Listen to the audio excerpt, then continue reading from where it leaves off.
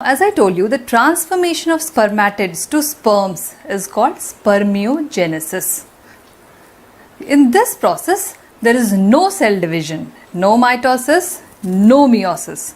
Only morphological differentiation occurs. And what is the time taken for this process? It is 12 to 14 days. Mind you, this 12 to 14 days is included in the 72 to 74 days of the total spermatogenesis time. Now we'll see that what parts in the spermatids result in the what parts in the sperms. Now the nuclear material in the spermatid, it leads to the formation of head. The Golgi bodies, they form the acrosomal cap, and the mitochondria, it forms the middle piece, and the tail or the axial filament is formed by the microtubule or the centriole. Now, as in a normal cell, what do you find is lacking in the spermatid? The answer is endoplasmic reticulum, especially the rough endoplasmic reticulum that is lacking in a spermatid. Now we have one more important question, that what is the arrangement of the tail? Now as we know that the tail is formed out of centriole, and this centriole has 9+2 arrangement. So our tail has 9+2 arrangement. Now few important points about the sperm. Now what is the length of the sperm? It is 55 microns. And once a sperm is ejaculated in the female genital tract, for how long is it capable of fertilizing an ovum? And your answer is 48 to 72 hours. That is 2 to 3 days. And these sperm, they attain their motility in the caudal end of the epididymis. Take care of the word motility, because we'll get a question that where does the sperm attain hypermotility, and we'll come to that later on. The sperm attains its motility in the caudal end of the epididymis. And what is the gene involved in it? It is the catsper gene. And the ion involved is the calcium ions. Now these sperms, although they are capable of fertilizing the ovum for 2 to 3 days, but they lose their motility, or the other way, they remain motile only for 12 hours. And these sperms, they are able to reach the ampulla of the tube in 30 minutes. 30 minutes after ejaculation, the sperms are able to reach the ampulla. And why the ampulla? Because it's here that the fertilization occurs. Now we'll discuss what are the hormones supporting spermatogenesis.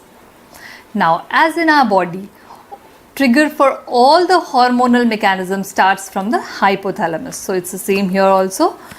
The hypothalamus is triggered and it leads to the release of GnRH, that is the gonadotropin releasing hormone, from the arcuate nucleus of the hypothalamus in a pulsatile fashion. Now these GnRH, it acts on the anterior pituitary and leads to the release of the gonadotropins FSH and LH.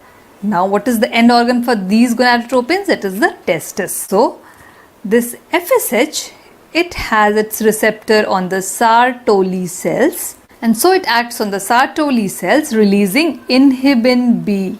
And the LH, it has its receptor on the Leydig cells, and it leads to the release of testosterone.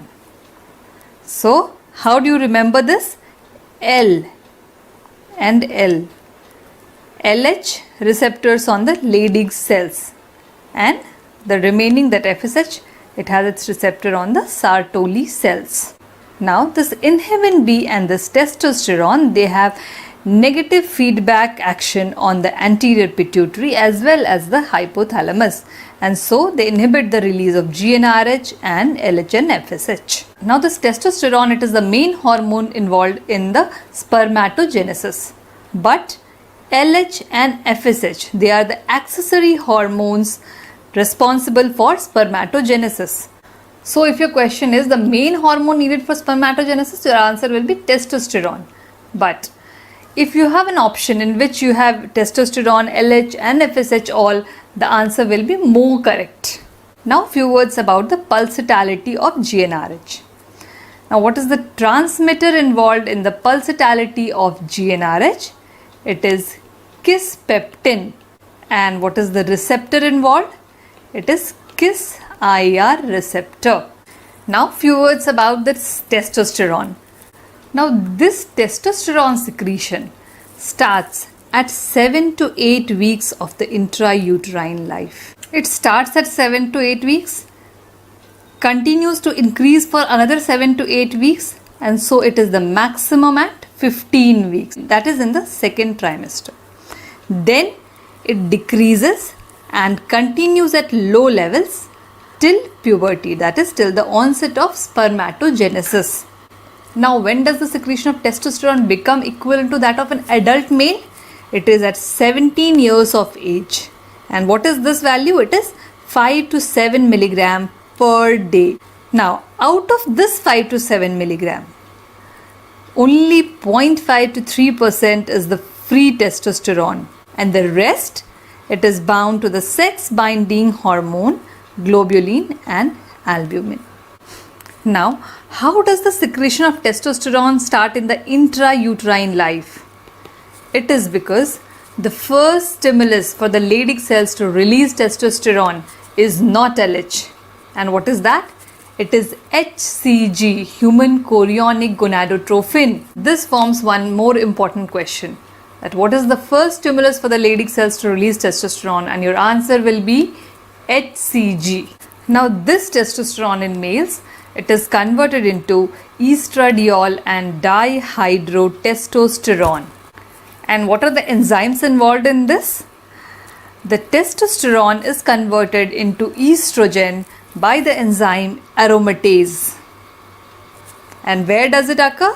The 20% of this aromatization occurs in the testis and the rest in the adipose tissue. And this aromatization converts testosterone into estrogen.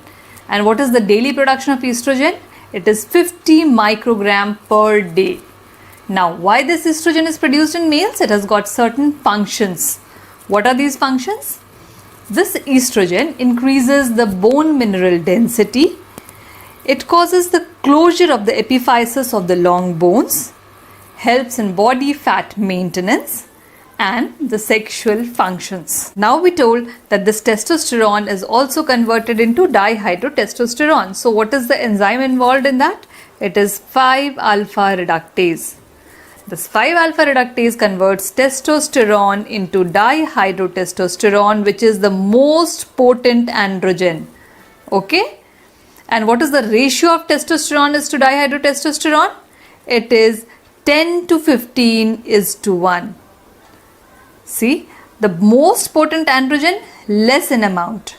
So, the ratio of testosterone is to dihydrotestosterone is